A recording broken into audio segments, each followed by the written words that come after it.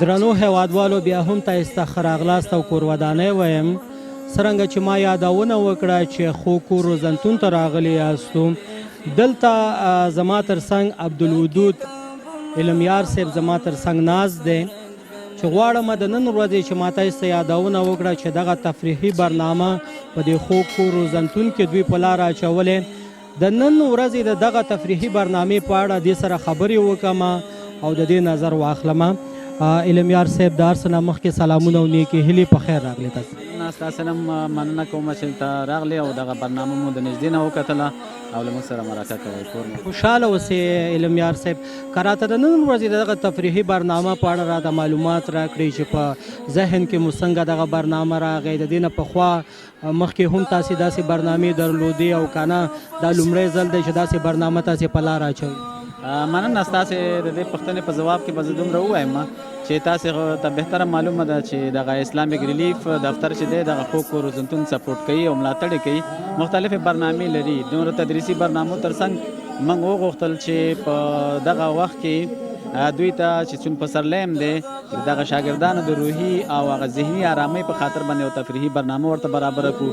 نو دغسې برنامې موږ مخکې هم درلودلې، البته په دې کال کې نه بلکې نورو کلونو کې، خو په آینده کې به هم دغسې برنامې په لاره اچوو تر څو دغه شاګردان چې ډېر ستړیا یې ګاللې ده، درسونه یې ویلي دي، یوه ورځ داسې وي چې هغه تفریح هم وکړي او د دوی ذهن خوشحاله شي او بیا درس ته ښه آماده شي.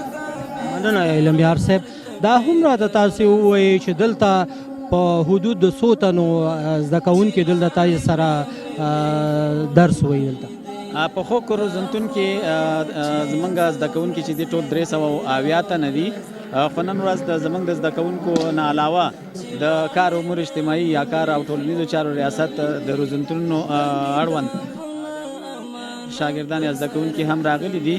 نو زمونږ خپل زده کوونکي چې د 380 تنه دغه زده کوونکي چې دلته تاسې سره دي دا ټول یتیمان دي او که نه نورو فقیرو غریبو خلکو ماشومان هم دلته تاسې سره دي؟ اکثریت د دې ماشومانو چې دي دا یتیمان دي، خو ځینې نور داسې ډېر اړمن چې هغوی ډېر غریب دي او د مکتب د کتابچې او د قلم وسه نه لري، هغه یو تعداد کسان هغوی هم پکې شته دي. مننه علمیار صاحب. دا هم راته ووایي چې دغه زده کوونکو ته دلته کوم کوم زمینه مساعد؟ مننه. دغه زده کوونکي ته ټول تدریسي چارې چې دي استادان ورته مهیا دي، تدریسي مواد ورته شته دی، صنفونه شته دی او هغه باکیفیته روزنه ورته میسره ده. ځکه لباس هم ورته ورکول کېږي، قرطاسي هم ورته ورکول کېږي، کتابونه هم ورته ورکول کېږي، ماحول هم ورته برابر دی. نو ټول څه چې هغه د زده کړې په اړه باندې هغه ضرور دي هغه ټول ورته برابر کړي دي. خوشحاله اوسئ. مننه. ژوندی اوسئ. دغه ماشومان په اونۍ کې څو ځله خپلو کورونو ته ځي؟ څنګه چې موږ پوهیږو ځینې زیاتر دلته زموږ هغه خویندې ورونه لیلیه هم دي، هغوی په اونۍ کې څو ځلې خپل کور ته بیا ځي؟ دلته د اکثریت زده کوونکي چې دي دا خو دغه دي لیلیه نه دي، روزمره ځي او راځي. په یو تعداد زده کوونکي چې هغه د 500 په شاوخوا کې هغه دغه دي لیلیه دي یا په روزنتون کې اوسېږي، نو هغوی په هفته کې کولی شي چې یو ځلې خپل کورو ته لاړ شي. خوشحاله اوسئ. مننه. د را روان پروګرامونو په اړه مو راته ووایئ او پیغام به دې هم واخلو، لیدونکو سره شریک. مننه کوم. زمونږ را روان پروګرامونه به جریان ولري. مختلف برنامې موږ د دوی د شاګردانو لپاره دغه لرو. راتلونکي ورځو کې کیدای شي دغه د ځینې مهمې ورځې چې هغه دغه ماشومانو پورې مربوط وي یا زمونږ د اسلامي عقایدو پورې مربوط وي، مثلا روژه یا داسې نورې ورځې چې دغه د ماشومانو پورې تړاو لري، هغه به هم لمانځل کېږي او دغسې پروګرامونه به په آینده کې نور هم ورته برابرېږي او دغه تدریسي پروګرام به انشاءالله دوام لري.